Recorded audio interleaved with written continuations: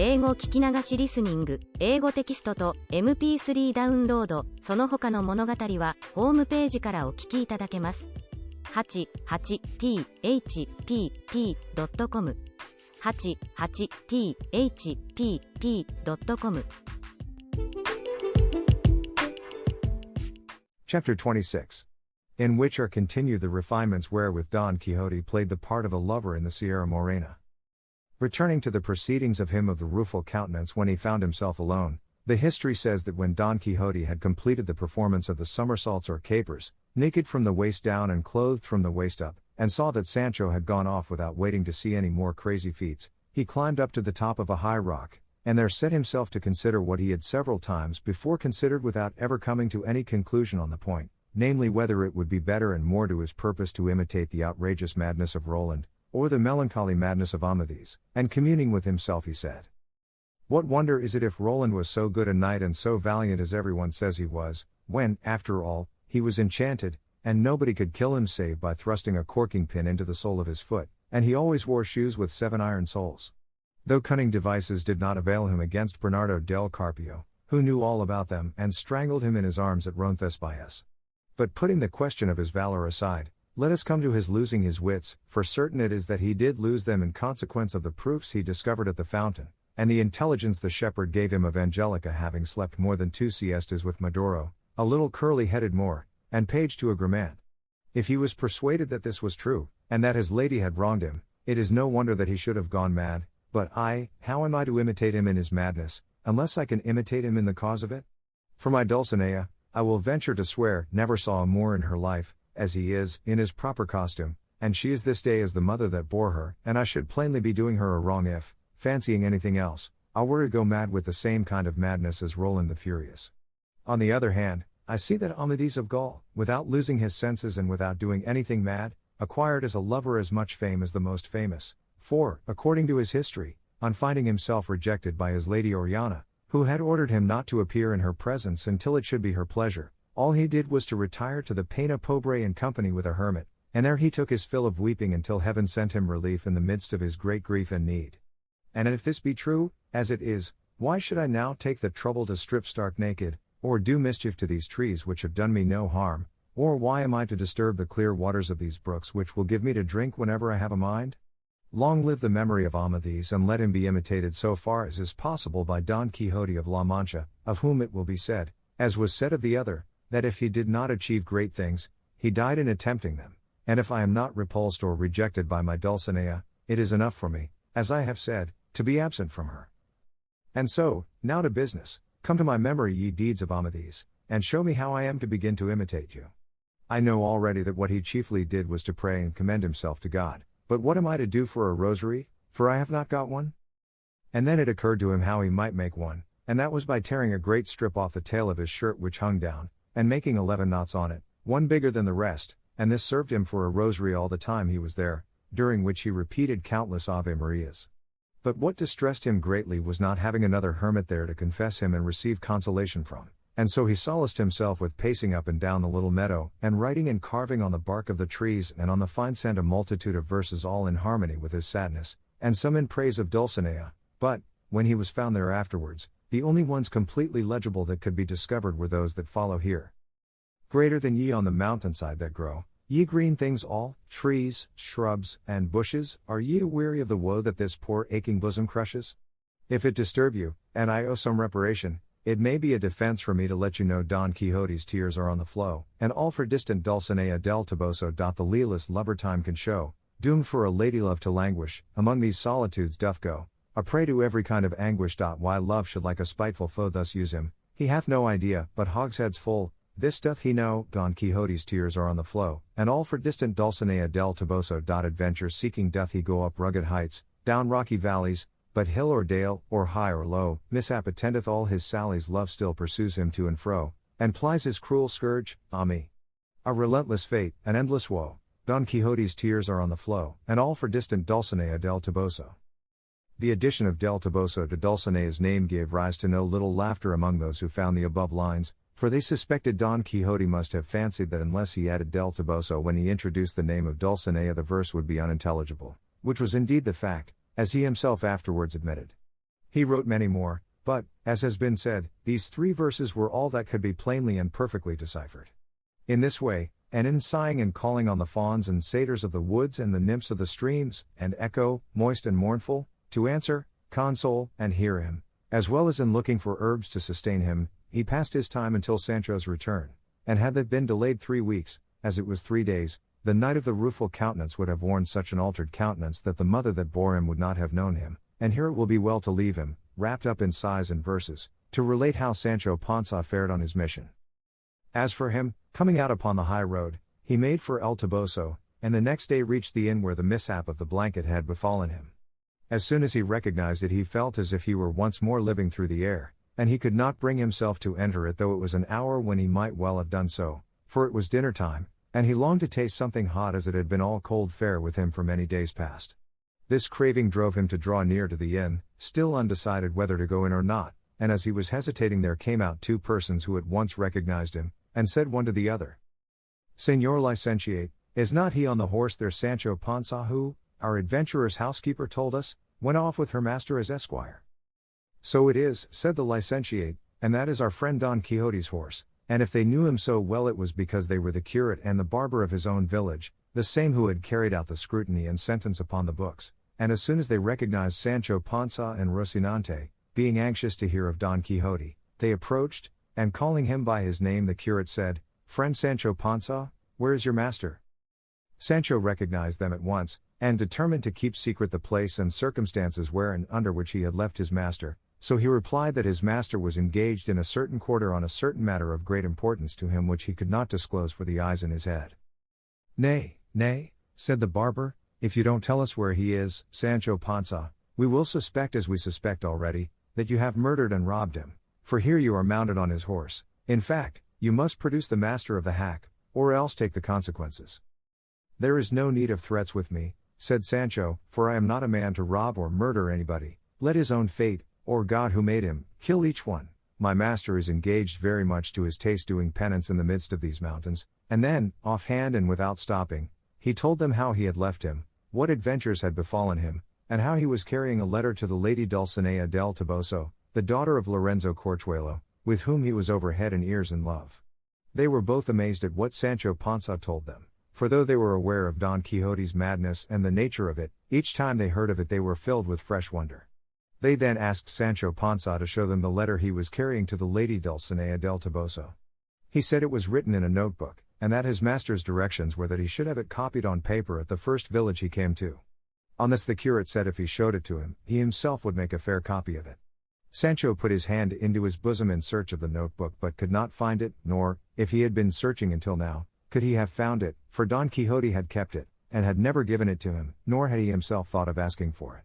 When Sancho discovered he could not find the book his face grew deadly pale, and in great haste he again felt his body all over, and seeing plainly it was not to be found, without more ado he seized his beard with both hands and plucked away half of it, and then, as quick as he could and without stopping, gave himself 6 cuffs on the face and nose till they were bathed in blood.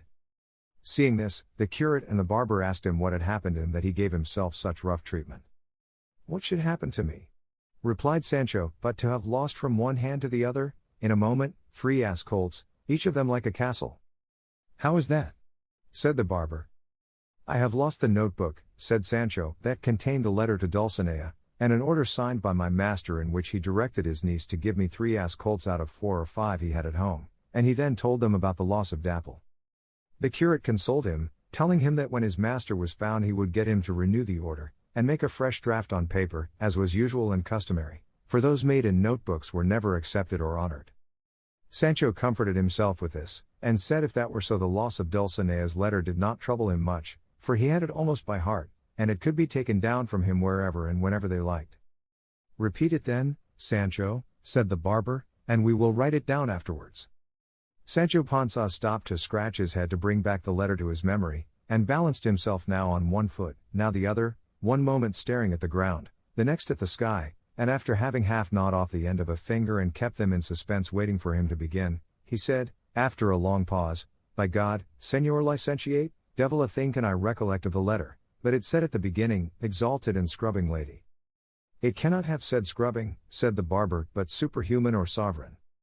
"That is it," said Sancho, Then, as well as I remember, it went on, the wounded and wanting of sleep, and the pierced, kisses your worship's hands, ungrateful and very unrecognized fair one, and it said something or other about health and sickness that he was sending her, and from that it went tailing off until it ended with yours till death, the knight of the rueful countenance. It gave them no little amusement, both of them, to see what a good memory Sancho had, and they complimented him greatly upon it, and begged him to repeat the letter a couple of times more, so that they too might get it by heart to write it out by and by. Sancho repeated it 3 times, and as he did, uttered 3,000 more absurdities. Then he told them more about his master, but he never said a word about the blanketing that had befallen himself in that inn, into which he refused to enter. He told them, moreover, how his lord, if he brought him a favorable answer from the lady Dulcinea del Toboso, was to put himself in the way of endeavoring to become an emperor, or at least a monarch, for it had been so settled between them, and with his personal worth and the might of his arm it was an easy matter to come to be one, and how on becoming one his lord was to make a marriage for him, for he would be a widower by that time, as a matter of course, and was to give him as a wife one of the damsels of the empress, the heiress of some rich and grand state on the mainland, having nothing to do with islands of any sort, for he did not care for them now. All this Sancho delivered with so much composure, wiping his nose from time to time, and with so little common sense that his 2 hearers were again filled with wonder at the force of Don Quixote's madness that could run away with this poor man's reason. They did not care to take the trouble of disabusing him of his error, as they considered that since it did not in any way hurt his conscience it would be better to leave him in it, and they would have all the more amusement in listening to his simplicities, and so they bade him pray to God for his lord's health, as it was a very likely and a very feasible thing for him in course of time to come to be an emperor, as he said, or at least an archbishop or some other dignitary of equal rank. To which Sancho made answer, if fortune, sirs, should bring things about in such a way that my master should have a mind, instead of being an emperor, to be an archbishop, I should like to know what archbishops errant commonly give their squires? They commonly give them, said the curate, some simple benefice or cure, or some place as sacristan which brings them a good fixed income, not counting the altar fees, which may be reckoned at as much more. But for that, said Sancho, the squire must be unmarried, and must know, at any rate, how to help at mass, and if that be so, woe is me, for I am married already and I don't know the first letter of the ABC. What will become of me if my master takes a fancy to be an archbishop and not an emperor, as is usual and customary with knights errant? Be not uneasy, friend Sancho, said the barber, for we will entreat your master, and advise him, even urging it upon him as a case of conscience, to become an emperor and not an archbishop, because it will be easier for him as he is more valiant than lettered.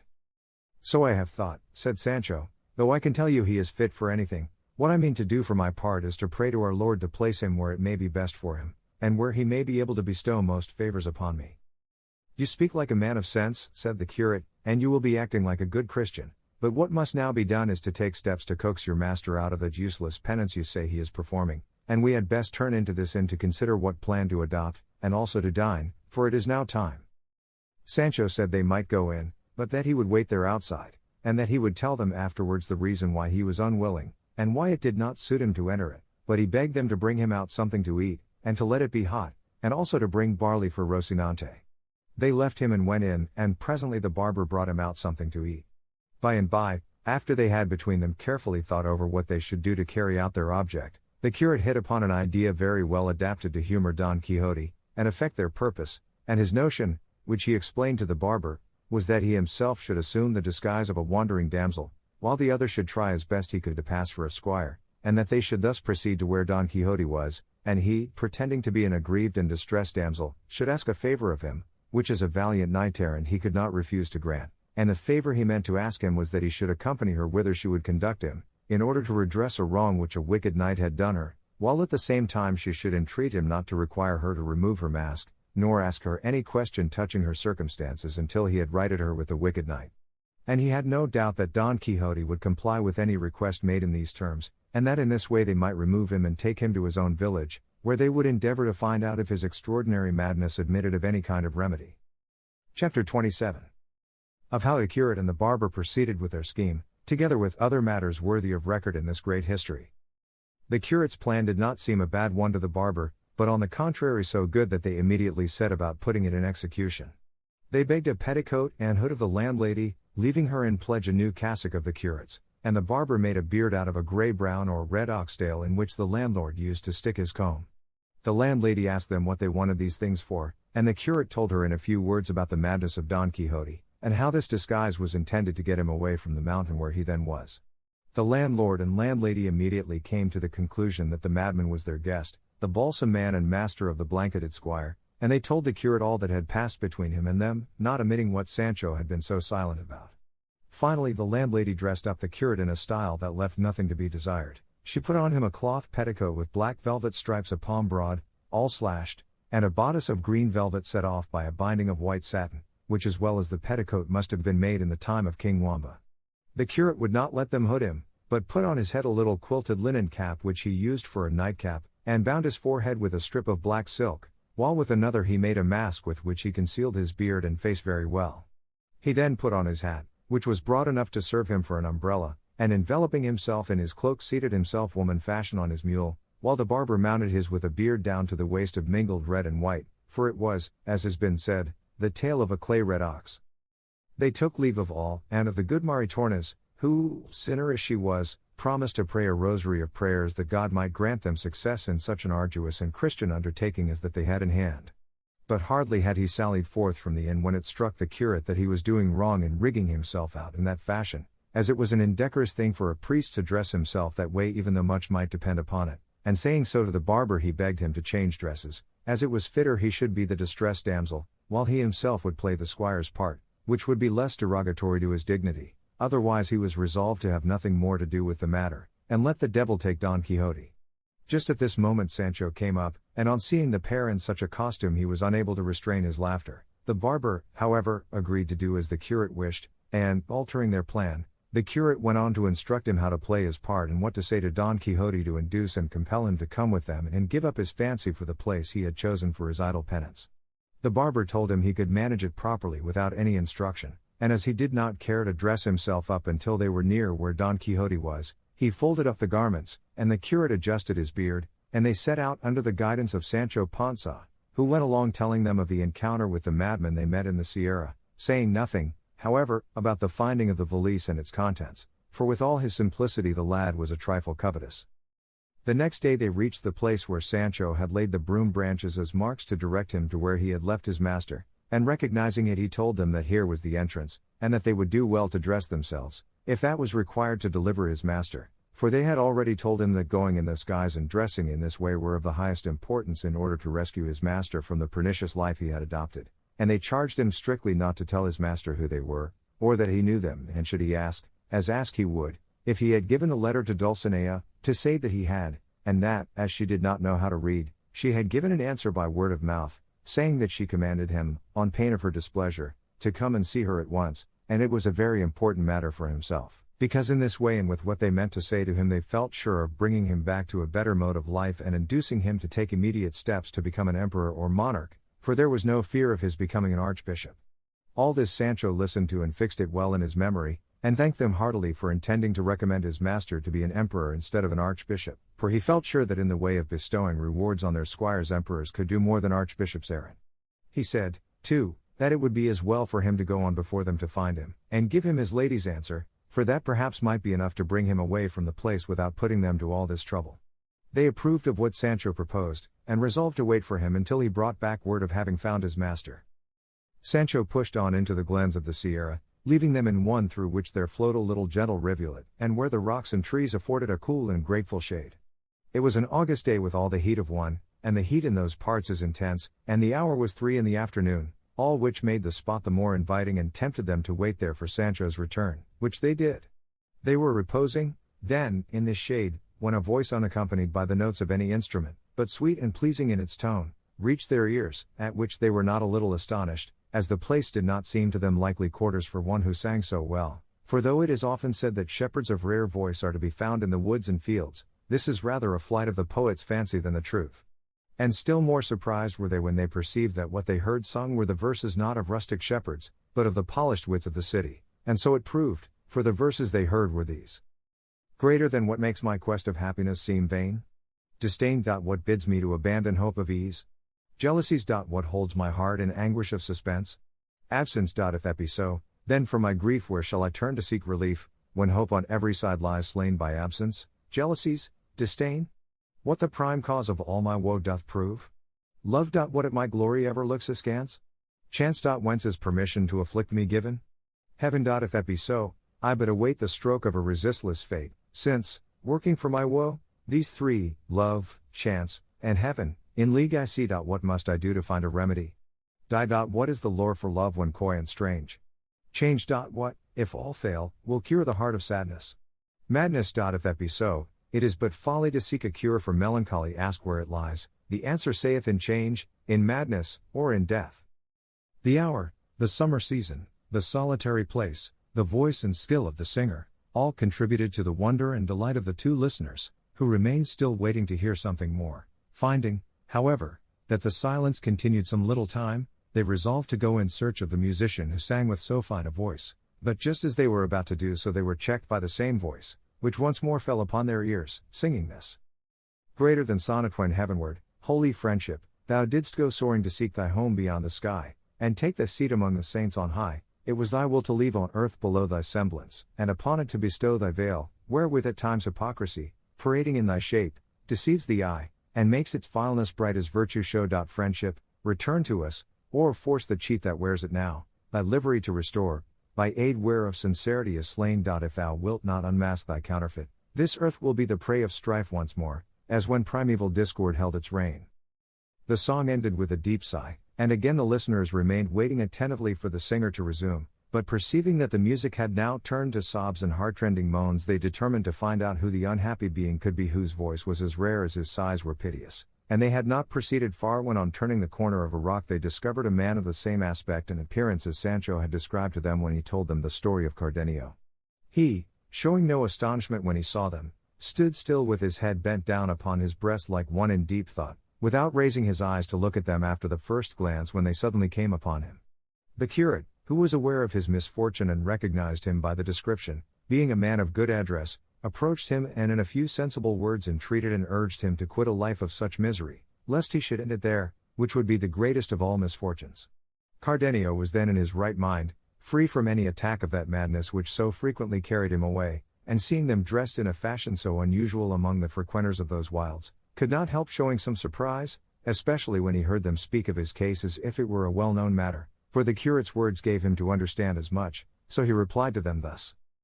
I see plainly, sirs, whoever you may be, that heaven, whose care it is to succor the good, and even the wicked very often, here, in this remote spot, cut off from human intercourse, sends me, though I deserve it not, those who seek to draw me away from this to some better retreat, showing me by many and forcible arguments how unreasonably I act in leading the life I do, but as they know that if I escape from this evil I shall fall into another still greater, perhaps they will set me down as a weak-minded man, or, what is worse, one devoid of reason, nor would it be any wonder, for I myself can perceive that the effect of the recollection of my misfortunes is so great and works so powerfully to my ruin, that in spite of myself I become at times like a stone, without feeling or consciousness, and I come to feel the truth of it when they tell me and show me proofs of the things I have done when the terrible fit overmasters me, and all I can do is bewail my lot in vain, and idly curse my destiny, and plead for my madness by telling how it was caused, to any that care to hear it, for no reasonable beings on learning the cause will wonder at the effects, and if they cannot help me at least they will not blame me,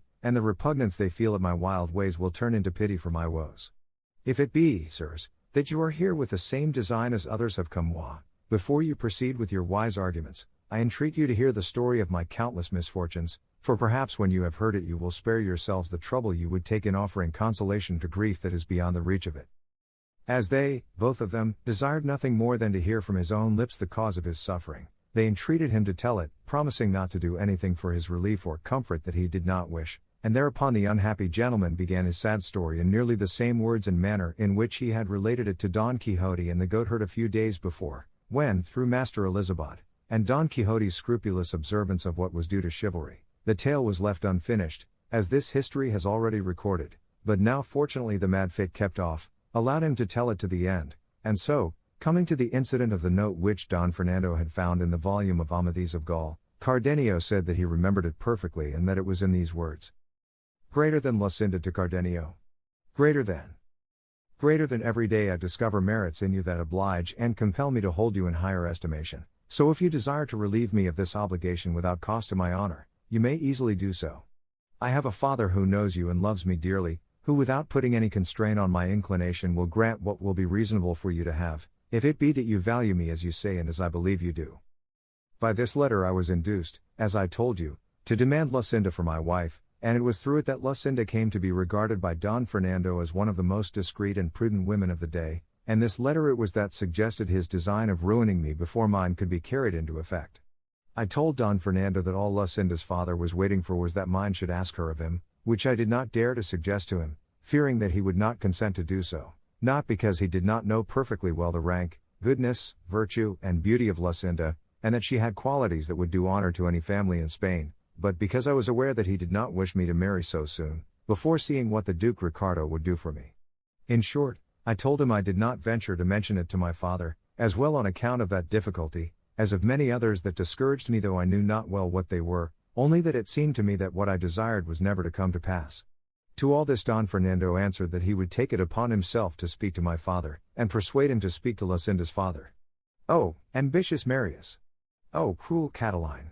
Oh, wicked Sylla! Oh, Phidias gone alone! Oh, treacherous Velito! Oh, vindictive Julian! Oh, covetous Judas! Traitor, cruel, vindictive, and perfidious, wherein had this poor wretch failed in his fidelity, who with such frankness showed thee the secrets and the joys of his heart? What offense did I commit? What words did I utter, or what counsels did I give that had not the furtherance of thy honor and welfare for their aim? But, woe is me, wherefore do I complain? For sure it is that when misfortunes spring from the stars, descending from on high, they fall upon us with such fury and violence that no power on earth can check their course nor human device stay their coming. Who could have thought that Don Fernando, a high-born gentleman, intelligent, bound to me by gratitude for my services, one that could win the object of his love wherever he might set his affections, could have become so obdurate, as they say, as to rob me of my one ewe lamb that was not even yet in my possession? But laying aside these useless and unavailing reflections, let us take up the broken thread of my unhappy story. To proceed, then, Don Fernando, finding my presence an obstacle to the execution of his treacherous and wicked design, resolved to send me to his elder brother under the pretext of asking money from him to pay for 6 horses which, purposely, and with the sole object of sending me away that he might the better carry out his infernal scheme, he had purchased the very day he offered to speak to my father, and the price of which he now desired me to fetch. Could I have anticipated this treachery? Could I by any chance have suspected it? Nay, so far from that, I offered with the greatest pleasure to go at once, in my satisfaction at the good bargain that had been made. That night I spoke with Lucinda, and told her what had been agreed upon with Don Fernando, and how I had strong hopes of our fair and reasonable wishes being realized. She, as unsuspicious as I was of the treachery of Don Fernando, bade me try to return speedily, as she believed the fulfillment of our desires would be delayed only so long as my father put off speaking to hers. I know not why it was that on saying this to me her eyes filled with tears, and there came a lump in her throat that prevented her from uttering a word of many more that it seemed to me she was striving to say to me. I was astonished at this unusual turn, which I never before observed in her. For we always conversed, whenever good fortune and my ingenuity gave us the chance, with the greatest gaiety and cheerfulness, mingling tears, sighs, jealousies, doubts, or fears with our words. It was all on my part a eulogy of my good fortune that heaven should have given her to me for my mistress. I glorified her beauty, I extolled her worth and her understanding, and she paid me back by praising in me what in her love for me she thought worthy of praise, and besides we had 100,000 trifles and doings of our neighbors and acquaintances to talk about, and the utmost extent of my boldness was to take, almost by force, one of her fair white hands and carry it to my lips, as well as the closeness of the low grating that separated us allowed me. But the night before the unhappy day of my departure she wept, she moaned, she sighed, and she withdrew, leaving me filled with perplexity and amazement, overwhelmed at the sight of such strange and affecting signs of grief and sorrow in Lucinda. But not to dash my hopes, I ascribed it all to the depth of her love for me and the pain that separation gives those who love tenderly. At last I took my departure, sad and dejected, my heart filled with fancies and suspicions, but not knowing well what it was I suspected or fancied, plain omens pointing to the sad event and misfortune that was awaiting me. I reached the place whither I had been sent, gave the letter to Don Fernando's brother, and was kindly received but not promptly dismissed, for he desired me to wait, very much against my will, 8 days in some place where the Duke his father was not likely to see me, as his brother wrote that the money was to be sent without his knowledge, all of which was a scheme of the treacherous Don Fernando, for his brother had no one of money to enable him to dispatch me at once. The command was one that exposed me to the temptation of disobeying it, as it seemed to me impossible to endure life for so many days separated from Lucinda, especially after leaving her in the sorrowful mood I have described to you. Nevertheless, as a dutiful servant I obeyed, though I felt it would be at the cost of my well-being. But 4 days later there came a man in quest of me with a letter which he gave me, and which by the address I perceived to be from Lucinda, as the writing was hers. I opened it with fear and trepidation, persuaded that it must be something serious that had impelled her to write to me when at a distance, as she seldom did so when I was near. Before reading it I asked the man who it was that had given it to him, and how long he had been upon the road. He told me that as he happened to be passing through one of the streets of the city at the hour of noon, a very beautiful lady called to him from a window, and with tears in her eyes said to him hurriedly, "Brother, if you are, as you seem to be, a Christian, for the love of God I entreat you to have this letter dispatched without a moment's delay to the place and person named in the address, all which is well known, and by this you will render a great service to our Lord, and that you may be at no inconvenience in doing so, take what is in this handkerchief." And said he, with this she threw me a handkerchief out of the window in which were tied up 100 reals and this gold ring which I bring here together with the letter I have given you. And then without waiting for any answer she left the window, though not before she saw me take the letter and the handkerchief, and I had by signs let her know that I would do as she bade me, and so, seeing myself so well paid for the trouble I would have in bringing it to you, and knowing by the address that it was to you it was sent, for, Señor, I know you very well, and also unable to resist that beautiful lady's tears, I resolved to trust no one else, but to come myself and give it to you, and in 16 hours from the time when it was given me I have made the journey, which, as you know, is 18 leagues. All the while the good-natured improvised courier was telling me this, I hung upon his words, my legs trembling under me so that I could scarcely stand. However, I opened the letter and read these words. "The promise Don Fernando gave you to urge your father to speak to mine, he has fulfilled much more to his own satisfaction than to your advantage. I have to tell you, Señor, that he has demanded me for a wife, and my father, led away by what he considers Don Fernando's superiority over you, has favored his suit so cordially, that in 2 days hence the betrothal is to take place with such secrecy and so privately that the only witnesses are to be the heavens above and a few of the household. Picture to yourself the state I am in, judge if it be urgent for you to come, the issue of the affair will show you whether I love you or not.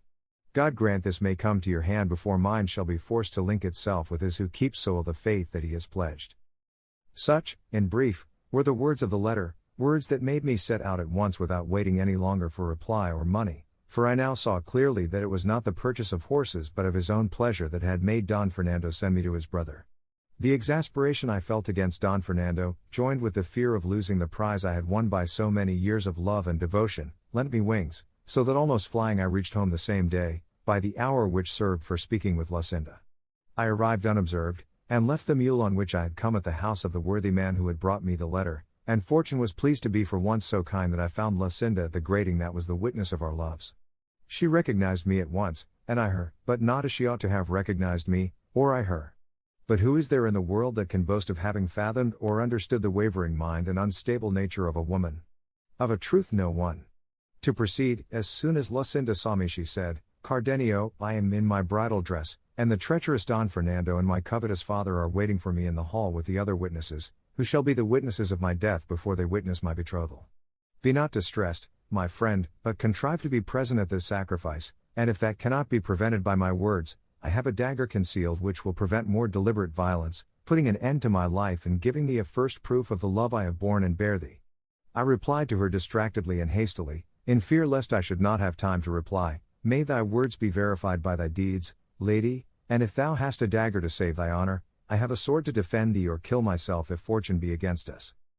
I think she could not have heard all these words, for I perceived that they called her away in haste, as the bridegroom was waiting.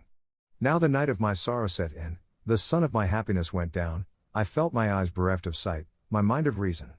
I could not enter the house, nor was I capable of any movement, but reflecting how important it was that I should be present at what might take place on the occasion, I nerved myself as best I could and went in, for I well knew all the entrances and outlets, and besides, with the confusion that in secret pervaded the house no one took notice of me, so, without being seen, I found an opportunity of placing myself in the recess formed by a window of the hall itself, and concealed by the ends and borders of 2 tapestries, from between which I could, without being seen, see all that took place in the room. Who could describe the agitation of heart I suffered as I stood there, the thoughts that came to me, the reflections that passed through my mind? They were such as cannot be, nor were it well they should be, told. Suffice it to say that the bridegroom entered the hall in his usual dress, without ornament of any kind. As groomsman he had with him a cousin of Lucinda's, and except the servants of the house there was no one else in the chamber. Soon afterwards Lucinda came out from an antechamber, attended by her mother and 2 of her damsels, arrayed and adorned as became her rank and beauty, and in full festival and ceremonial attire. My anxiety and distraction did not allow me to observe or notice particularly what she wore. I could only perceive the colors, which were crimson and white, and the glitter of the gems and jewels on her head dress and apparel, surpassed by the rare beauty of her lovely auburn hair that vying with the precious stones and the light of the 4 torches that stood in the hall shone with a brighter gleam than all. O memory, mortal foe of my peace! What bring before me now the incomparable beauty of that adored enemy of mine? Were it not better, cruel memory, to remind me and recall what she then did, that stirred by a wrong so glaring I may seek, if not vengeance now, at least to rid myself of life? Be not weary, sirs, of listening to these digressions. My sorrow is not one of those that can or should be told tersely and briefly, for to me each incident seems to call for many words.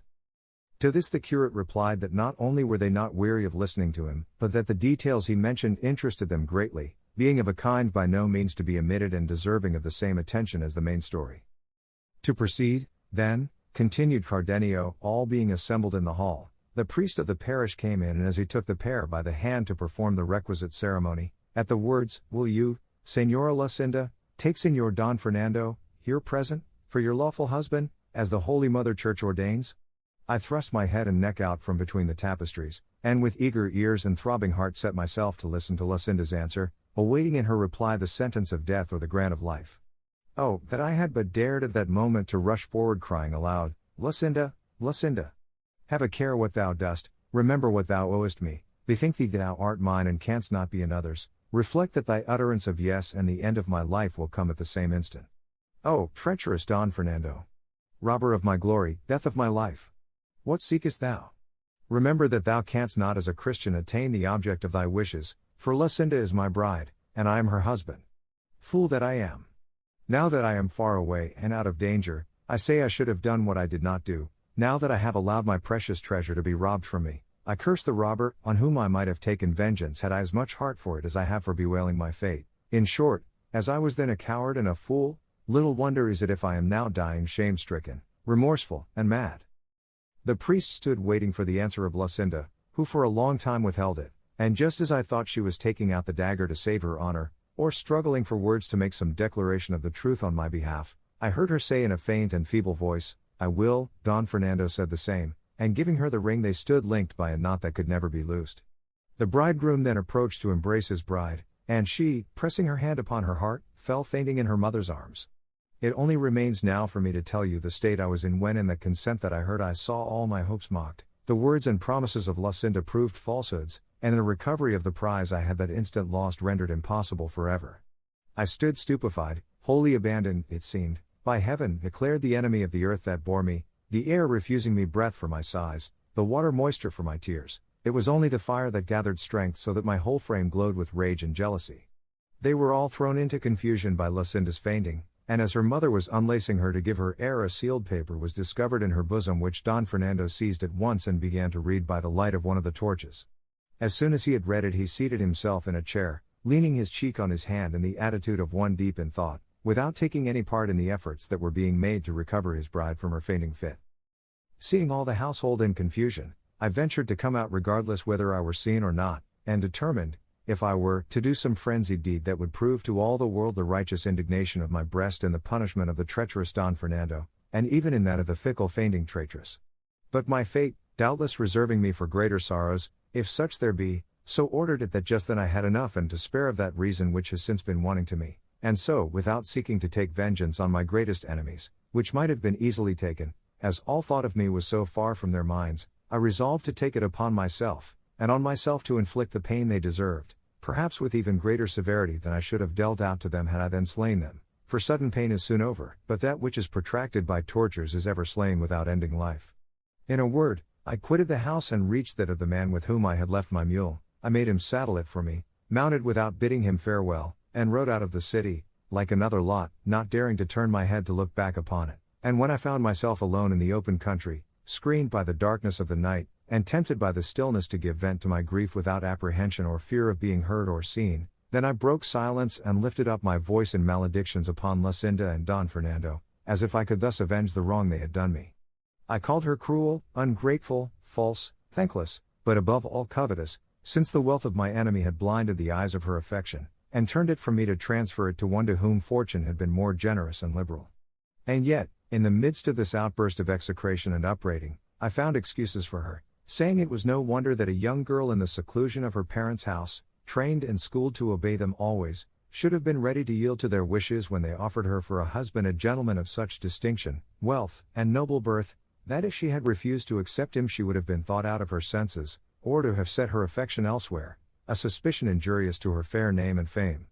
But then again, I said, had she declared I was her husband, they would have seen that in choosing me she had not chosen so ill but that they might excuse her, for before Don Fernando had made his offer, they themselves could not have desired, if their desires had been ruled by reason, a more eligible husband for their daughter than I was, and she, before taking the last fatal step of giving her hand, might easily have said that I had already given her mine, for I should have come forward to support any assertion of hers to that effect. In short, I came to the conclusion that feeble love, little reflection, great ambition, and a craving for rank, had made her forget the words with which she had deceived me, encouraged and supported by my firm hopes and honorable passion. Thus soliloquizing and agitated, I journeyed onward for the remainder of the night, and by daybreak I reached one of the passes of these mountains, among which I wandered for 3 days more without taking any path or road, until I came to some meadows lying on I know not which side of the mountains, and there I inquired of some herdsmen in what direction the most rugged part of the range lay.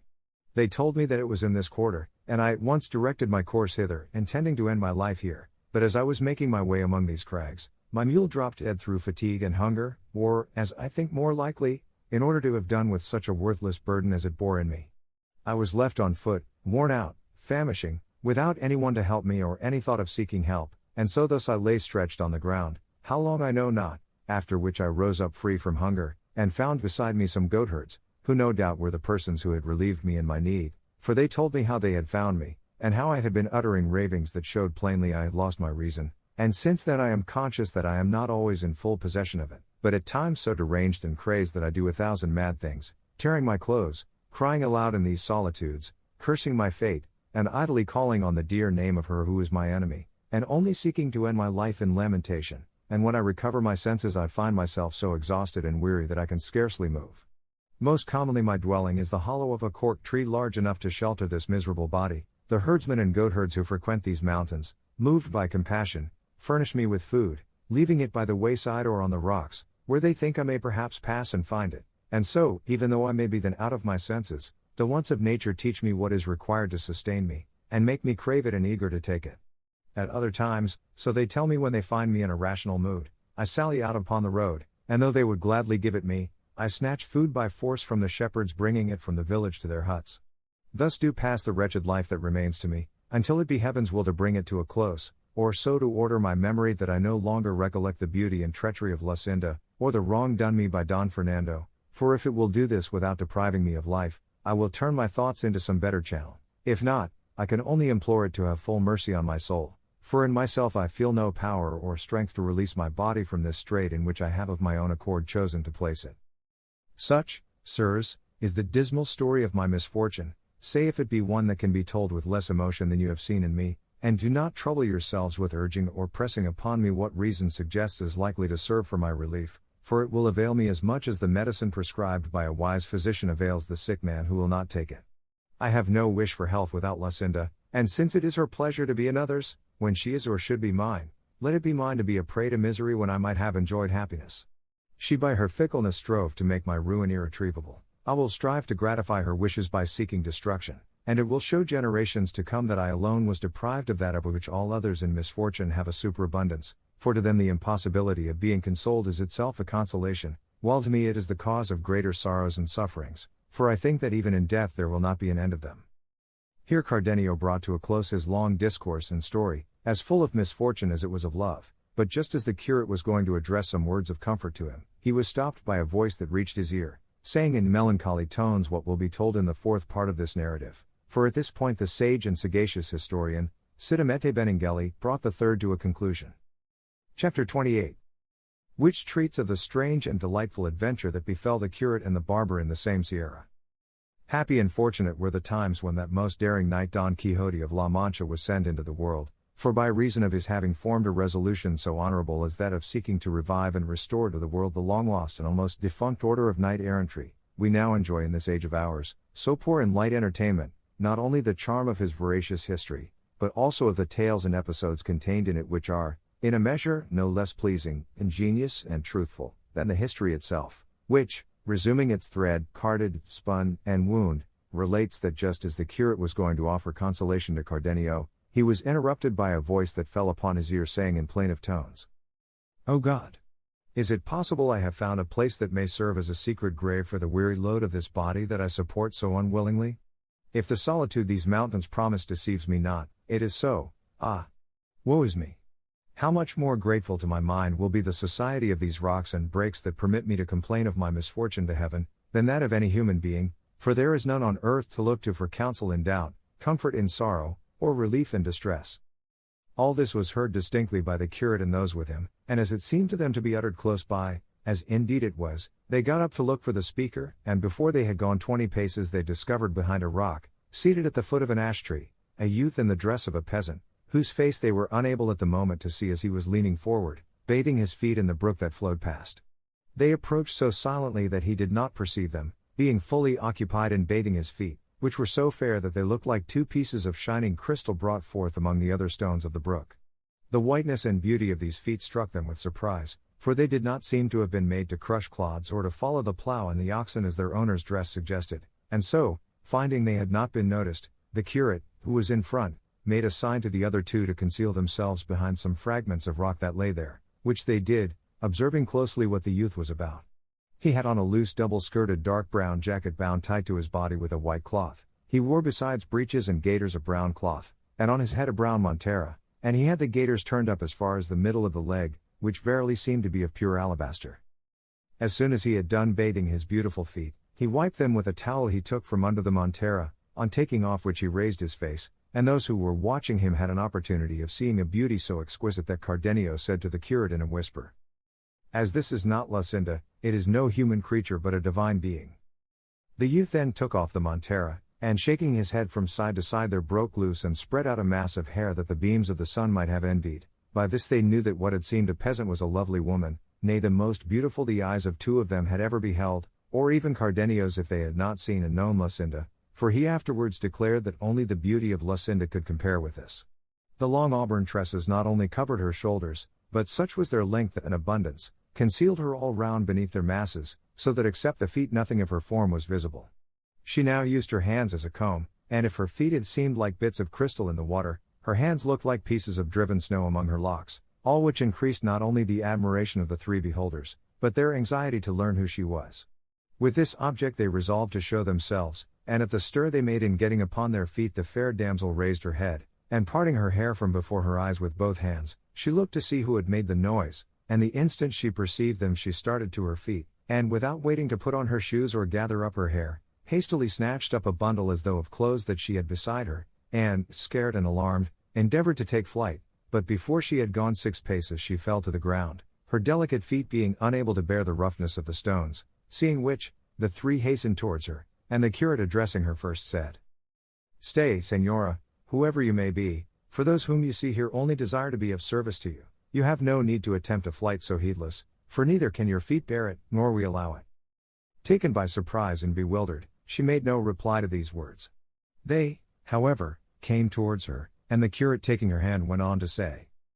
"What your dress would hide, Senora, is made known to us by your hair, a clear proof that it can be no trifling cause that has disguised your beauty in a garb so unworthy of it, and sent it into solitudes like these where we have had the good fortune to find you, if not to relieve your distress, at least to offer you comfort, for no distress, so long as life lasts, can be so oppressive or reach such a height as to make the sufferer refuse to listen to comfort offered with good intention. And so, Senora, or Senor, or whatever you prefer to be, dismiss the fears that our appearance has caused you and make us acquainted with your good or evil fortunes, for from all of us together, or from each one of us, you will receive sympathy in your trouble." While the curate was speaking, the disguised damsel stood as if spellbound, looking at them without opening her lips or uttering a word, just like a village rustic to whom something strange that he has never seen before has been suddenly shown. But on the curate addressing some further words to the same effect to her, sighing deeply she broke silence and said, "Since the solitude of these mountains has been unable to conceal me, and the escape of my disheveled tresses will not allow my tongue to deal in falsehoods, it would be idle for me now to make any further pretense of what, if you were to believe me, you would believe more out of courtesy than for any other reason. This being so, I say I thank you, sirs, for the offer you have made me, which places me under the obligation of complying with the request you have made of me, though I fear the account I shall give you of my misfortunes will excite in you as much concern as compassion, for you will be unable to suggest anything to remedy them or any consolation to alleviate them. However, that my honor may not be left a matter of doubt in your minds, now that you have discovered me to be a woman, and see that I am young, alone, and in this dress, things that taken together or separately would be enough to destroy any good name, I feel bound to tell what I would willingly keep secret if I could.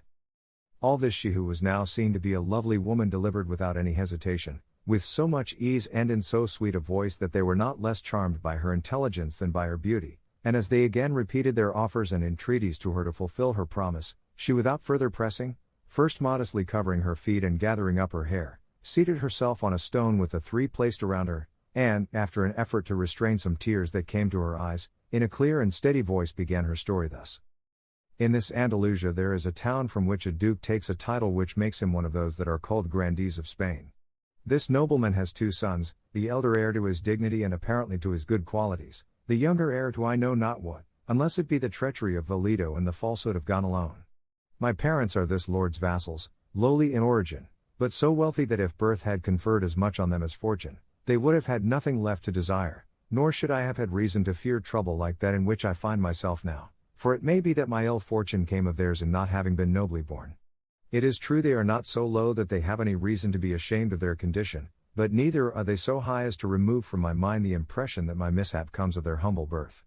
They are, in short, peasants, plain homely people, without any taint of disreputable blood, and, as the saying is, old rusty Christians, but so rich that by their wealth and free-handed way of life they are coming by degrees to be considered gentlefolk by birth, and even by position, though the wealth and nobility they thought most of was having me for their daughter, and as they have no other child to make their heir, and are affectionate parents, I was one of the most indulged daughters that ever parents indulged.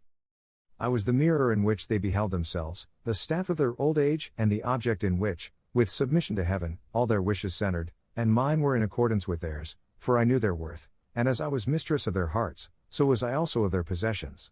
Through me they engaged or dismissed their servants, through my hands passed the accounts and returns of what was sown and reaped, the oil mills, the wine presses, the count of the flocks and herds, the beehives, all in short that a rich farmer like my father has or can have, I had under my care, and I acted as steward and mistress with an assiduity on my part and satisfaction on theirs that I cannot well describe to you. The leisure hours left to me after I had given the requisite orders to the head shepherds, overseers, and other laborers, I passed in such employments as are not only allowable but necessary for young girls, those that the needle, embroidery cushion, and spinning will usually afford, and if to refresh my mind I quitted them for a while, I found recreation in reading some devotional book or playing the harp, for experience taught me that music soothes the troubled mind and relieves weariness of spirit. Such was the life I led in my parents' house, and if I have depicted it thus minutely, it is not out of ostentation, or to let you know that I am rich, but that you may see how, without any fault of mine, I have fallen from the happy condition I have described, to the misery I am in at present. The truth is, that while I was leading this busy life, in a retirement that might compare with that of a monastery, and unseen as I thought by any except the servants of the house, for when I went to mass it was so early in the morning, and I was so closely attended by my mother and the women of the household, and so thickly veiled and so shy, that my eyes scarcely saw more ground than I trod on. In spite of all this, the eyes of love, or idleness, more properly speaking, that the lynxes cannot rival, discovered me, with the help of the assiduity of Don Fernando, for that is the name of the younger son of the Duke I told of. The moment the speaker mentioned the name of Don Fernando, Cardenio changed color and broke into a sweat, with such signs of emotion that the curate and the barber, who observed it, feared that one of the mad fits which they heard attacked him sometimes was coming upon him, but Cardenio showed no further agitation and remained quiet, regarding the peasant girl with fixed attention, for he began to suspect who she was. She, however, without noticing the excitement of Cardenio, continuing her story, went on to say, "And they had hardly discovered me, when, as he owned afterwards, he was smitten with a violent love for me, as the manner in which it displayed itself plainly showed. But to shorten the long recital of my woes, I will pass over in silence all the artifices employed by Don Fernando for declaring his passion for me. He bribed all the household, he gave and offered gifts and presents to my parents, every day was like a holiday or a merrymaking in our street, by night no one could sleep for the music, the love letters that used to come to my hand, no one knew how, were innumerable, full of tender pleadings and pledges, containing more promises and oaths than there were letters in them, all which not only did not soften me, but hardened my heart against him, as if he had been my mortal enemy, and as if everything he did to make me yield were done with the opposite intention. Not that the hybrid bearing of Don Fernando was disagreeable to me, or that I found his importunities wearisome, for it gave me a certain sort of satisfaction to find myself so sought and prized by a gentleman of such distinction, and I was not displeased at seeing my praises in his letters, for however ugly we women may be, it seems to me it always pleases us to hear ourselves called beautiful, but that my own sense of right was opposed to all this, as well as the repeated advice of my parents, who now very plainly perceived Don Fernando's purpose, for he cared very little if all the world knew it. They told me they trusted and confided their honor and good name to my virtue and rectitude alone, and bade me consider the disparity between Don Fernando and myself, from which I might conclude that his intentions, whatever he might say to the contrary, had for their aim his own pleasure rather than my advantage, and if I were at all desirous of opposing an obstacle to his unreasonable suit, they were ready, they said, to marry me at once to anyone I preferred, either among the leading people of our own town, or of any of those in the neighborhood, for with their wealth and my good name, a match might be looked for in any quarter. This offer, and their sound advice strengthened my resolution, and I never gave Don Fernando a word in reply that could hold out to him any hope of success, however remote. All this caution of mine, which he must have taken for coyness, had apparently the effect of increasing his want and appetite, for that is the name I give to his passion for me. Had it been what he declared it to be, you would not know of it now, because there would have been no occasion to tell you of it. At length he learned that my parents were contemplating marriage for me in order to put an end to his hopes of obtaining possession of me, or at least to secure additional protectors to watch over me, and this intelligence or suspicion made him act as you shall hear. One night, as I was in my chamber with no other companion than a damsel who waited on me, with the doors carefully locked lest my honor should be imperiled through any carelessness, I know not nor can conceive how it happened, but, with all this seclusion and these precautions, and in the solitude and silence of my retirement, I found him standing before me, a vision that so astounded me that it deprived my eyes of sight, and my tongue of speech. I had no power to utter a cry, nor, I think, did he give me time to utter one, as he immediately approached me, and taking me in his arms, for, overwhelmed as I was powerless, I say, to help myself, he began to make such professions to me that I know not how falsehood could have had the power of dressing them up to seem so like truth, and the traitor contrived that his tears should vouch for his words, and his sighs for his sincerity.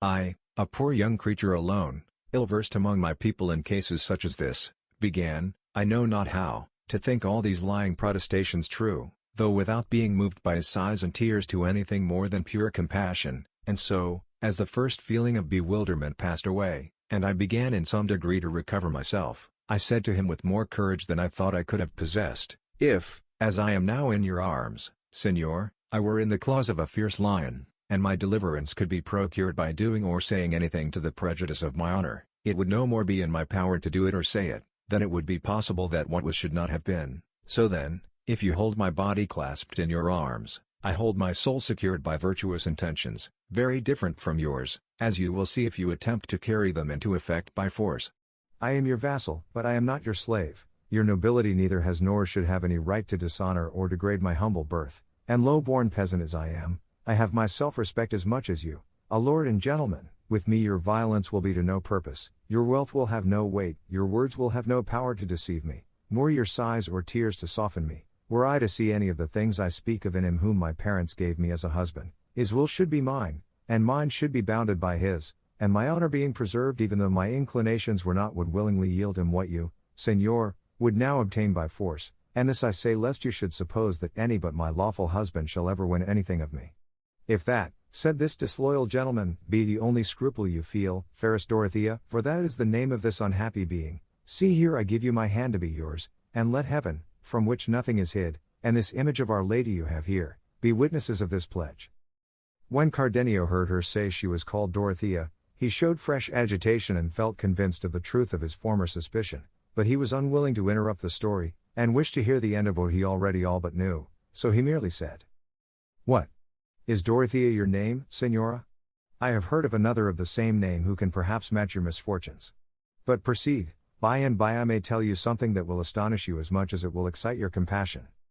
Dorothea was struck by Cardenio's words as well as by his strange and miserable attire, and begged him if he knew anything concerning her to tell it to her at once, for if fortune had left her any blessing it was courage to bear whatever calamity might fall upon her, as she felt sure that none could reach her capable of increasing in any degree what she endured already. "I would not let the occasion pass, Senora," replied Cardenio, "of telling you what I think, if what I suspect were the truth, but so far there has been no opportunity, nor is it of any importance to you to know it."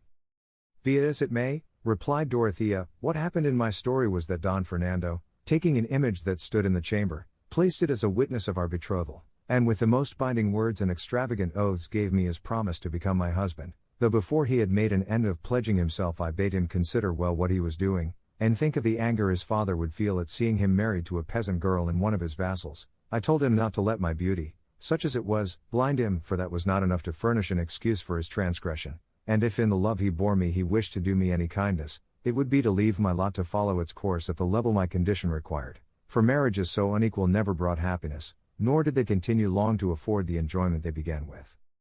All this that I have now repeated I said to him, and much more which I cannot recollect, but it had no effect in inducing him to forego his purpose. He who has no intention of paying does not trouble himself about difficulties when he is striking the bargain.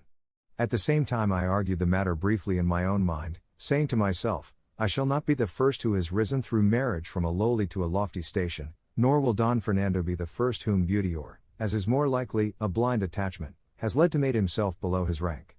Then, since I am introducing no new usage or practice, I may as well avail myself of the honor that chance offers me, for even though his inclination for me should not outlast the attainment of his wishes, I shall be, after all, his wife before God. And if I strive to repel him by scorn, I can see that, fair means failing, he is in a mood to use force, and I shall be left dishonored and without any means of proving my innocence to those who cannot know how innocently I have come to be in this position. For what arguments would persuade my parents that this gentleman entered my chamber without my consent? All these questions and answers passed through my mind in a moment, but the oaths of Don Fernando, the witnesses he appealed to, the tears he shed, and lastly the charms of his person and his high-bred grace, which, accompanied by such signs of genuine love, might well have conquered a heart even more free and coy than mine, these were the things that more than all began to influence me and lead me unawares to my ruin. I called my waiting maid to me, that there might be a witness on earth besides those in heaven, and again Don Fernando renewed and repeated his oaths, invoked as witnesses fresh saints in addition to the former ones, called down upon himself 1,000 curses hereafter should he fail to keep his promise, shed more tears, redoubled his sighs and pressed me closer in his arms, from which he had never allowed me to escape, and so I was left by my maid, and ceased to be one, and he became a traitor and a perjured man.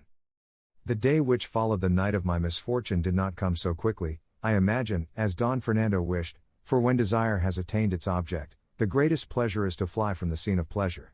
I say so because Don Fernando made all haste to leave me, and by the adroitness of my maid, who was indeed the one who had admitted him, gained the street before daybreak, but on taking leave of me he told me, though not with as much earnestness and fervor as when he came, that I might rest assured of his faith and of the sanctity and sincerity of his oaths, and to confirm his words he drew a rich ring off his finger and placed it upon mine.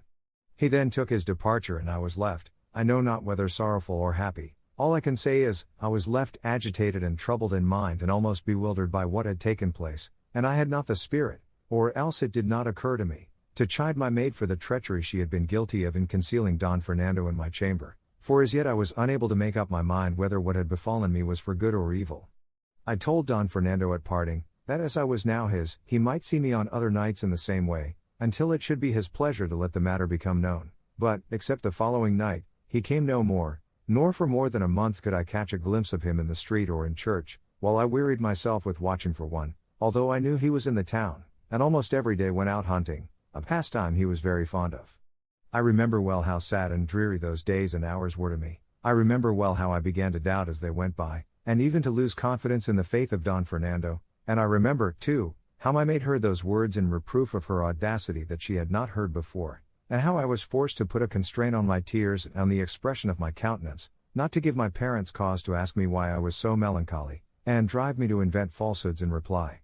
But all this was suddenly brought to an end, for the time came when all such considerations were disregarded, and there was no further question of honor, when my patience gave way and the secret of my heart became known abroad. The reason was, that a few days later it was reported in the town that Don Fernando had been married in a neighboring city to a maiden of rare beauty, the daughter of parents of distinguished position, though not so rich that her portion would entitle her to look for so brilliant a match. It was said, too, that her name was Lucinda, and that at the betrothal some strange things had happened. Cardenio heard the name of Lucinda, but he only shrugged his shoulders, bit his lips, bent his brows, and before long 2 streams of tears escaped from his eyes. Dorothea, however, did not interrupt her story, but went on in these words. This sad intelligence reached my ears, and, instead of being struck with a chill, with such wrath and fury did my heart burn that I scarcely restrained myself from rushing out into the streets, crying aloud and proclaiming openly the perfidy and treachery of which I was the victim. But this transport of rage was for the time checked by a resolution I formed, to be carried out the same night, and that was to assume this dress, which I got from a servant of my father's, one of the Zugals, as they are called in farmhouses, to whom I confided the whole of my misfortune, and whom I entreated to accompany me to the city where I heard my enemy was. He, though he remonstrated with me for my boldness, and condemned my resolution, when he saw me bent upon my purpose, offered to bear me company, as he said, to the end of the world. I at once packed up in a linen pillowcase a woman's dress, and some jewels and money to provide for emergencies, and in the silence of the night, without letting my treacherous maid know, I sallied forth from the house, accompanied by my servant and abundant anxieties, and on foot set out for the city, but borne as it were on wings by my eagerness to reach it, if not to prevent what I presumed to be already done, at least to call upon Don Fernando to tell me with what conscience he had done it. I reached my destination in 2 days and a half, and on entering the city inquired for the house of Lucinda's parents. The first person I asked gave me more in reply than I sought to know. He showed me the house, and told me all that had occurred at the betrothal of the daughter of the family, an affair of such notoriety in the city that it was the talk of every knot of idlers in the street. He said that on the night of Don Fernando's betrothal with Lucinda, as soon as she had consented to be his bride by saying yes, she was taken with a sudden fainting fit, and that on the bridegroom approaching to unlace the bosom of her dress to give her air, he found a paper in her own handwriting, in which she said and declared that she could not be Don Fernando's bride, because she was already Cardenio's, who, according to the man's account, was a gentleman of distinction of the same city, and that if she had accepted Don Fernando, it was only in obedience to her parents. In short, he said, the words of the paper made it clear she meant to kill herself on the completion of the betrothal, and gave her reasons for putting an end to herself, all which was confirmed, it was said, by a dagger they found somewhere in her clothes.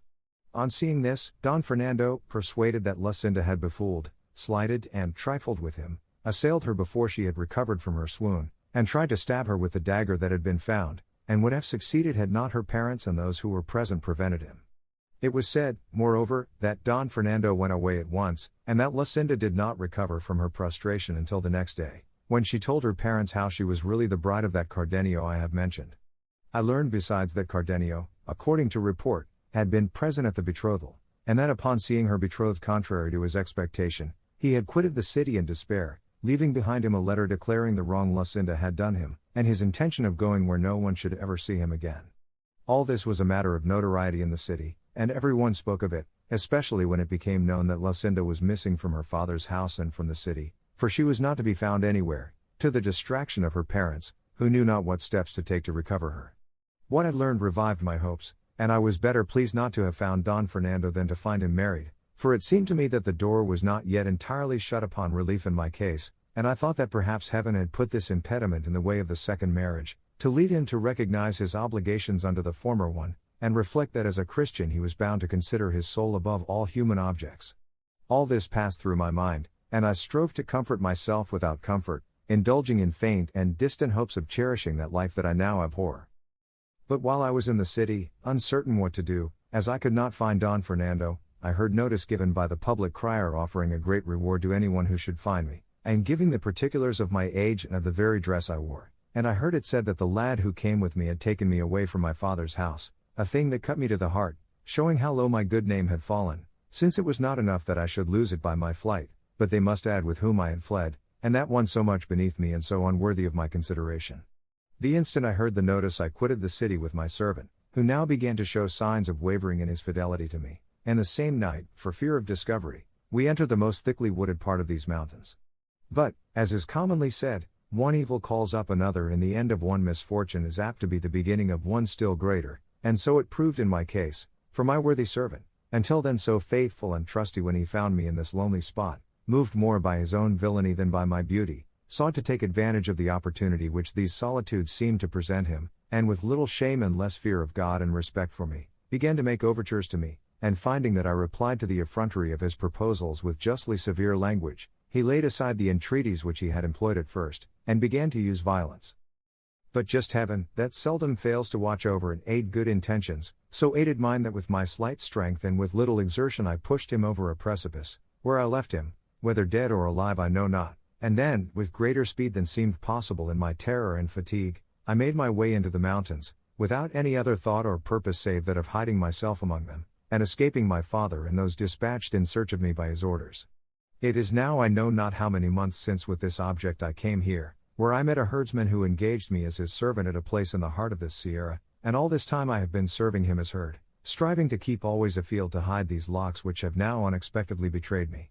But all my care and pains were unavailing, for my master made the discovery that I was not a man, and harbored the same base designs as my servant, and as fortune does not always supply a remedy in cases of difficulty, and I had no precipice or ravine at hand down which to fling the master and cure his passion, as I had in the servant's case, I thought it a lesser evil to leave him and again conceal myself among these crags, than make trial of my strength and argument with him.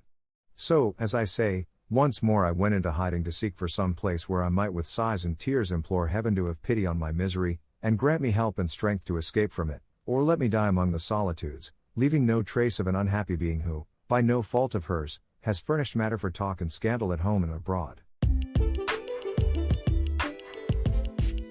英語聞き流しリスニング、英語テキストと MP3 ダウンロード、その他の物語はホームページからお聞きいただけます。88thpp.com 88thpp.com